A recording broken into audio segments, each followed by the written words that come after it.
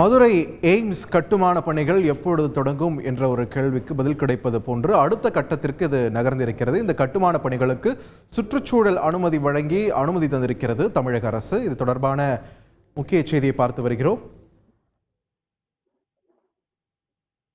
தொடர்ந்து கூடுதல் விவரங்களை வழங்க இணைகிறார் எமது செய்தியாளர் சத்யகுமார். சத்யகுமார், வணக்கம். தற்பொழுது இந்த சுற்றுச்சூழல் அனுமதியானது கிடைத்த இருக்கக்கூடிய நிலையில் அடுத்த கட்டமாக என்ன பணிகள் தொடங்க இருக்கின்றன, எப்பொழுது இந்த பணிகள் நிறைவு பெறும் நம்ம எதிர்பார்க்கலாம், கிடைத்திருக்கக்கூடிய தகவல்கள் என்ன?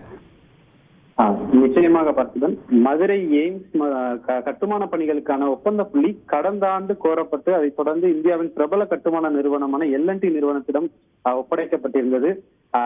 அதைத் தொடர்ந்து இந்த கட்டுமான பணிகளுக்கான முன் நடவடிக்கைகள், அதாவது இந்த இடத்தை சுத்தம் செய்வது, சமன் செய்வது போன்ற பணிகளுக்காக ஒரு பூமி பூஜையை கடந்த மார்ச் மாதம் 5ஆம் தேதி இந்த L&T நிறுவனம் நடத்தியது.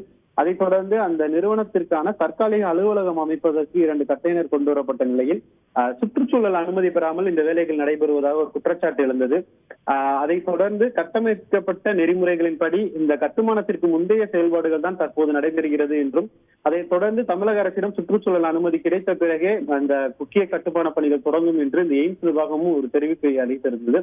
இதனைத் தொடர்ந்து கடந்த மே 10ஆம் தேதி அன்று இத்திட்டத்திற்கு சுற்றுச்சூழல் அனுமதி வழங்கலாம் என சுற்றுச்சூழல் நிபுணர் மதிப்பீட்டு குழு பரிந்துரைத்த நிலையில் தற்போது தமிழக அரசு இந்த மதுரை எய்ம்ஸ் கட்டுமான பணிக்கான சுற்றுச்சூழல் அனுமதியை வழங்கியுள்ளது.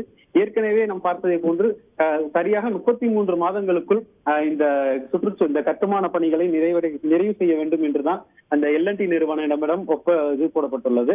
அதனைத் தொடர்ந்து தற்போது இந்த அரசு அனுமதியையொட்டி இன்னும் சில நாட்களில் முக்கிய கட்டிடங்கள், அதாவது இந்த மெயின் பில்டிங் போன்ற முக்கிய கட்டிடங்கள் கட்டுவதற்கான கட்டுமான பணிகள் தொடங்கும் எனவும், இதைத் தொடர்ந்து வருகின்ற 33 மாதங்களுக்குள் இந்த பணிகள் நிறைவடையும் என்று எதிர்பார்க்கப்படுகிறது.